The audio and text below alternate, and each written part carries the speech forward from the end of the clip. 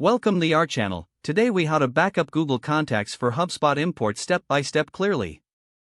Open your web browser and navigate to Google Contacts at contacts.google.com. Sign in to your Google account if you aren't already. Once you're in Google Contacts, look for the option labeled Export on the left-hand sidebar. Click on Export. A pop-up window will appear prompting you to choose which contacts to export.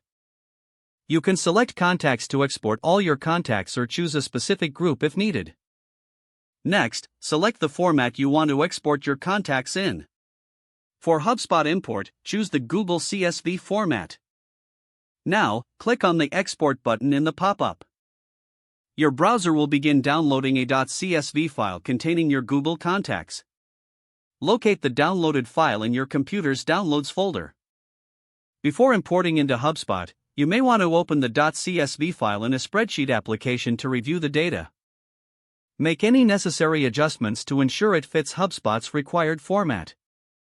Once satisfied, save the edited .csv file. Now, open a new tab in your browser and navigate to your HubSpot account.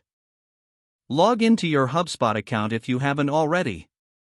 In HubSpot, go to the Contacts section from the dashboard. Click on the Import button. Select File from Computer as your import option. Click Choose a file and locate the .csv file you just saved. Select the file and click Next. HubSpot will display a preview of the imported data. Review the contact fields to ensure everything is mapped correctly. If needed, adjust any field mappings to match your HubSpot contact properties. Once everything looks good, click on the Finish Import button.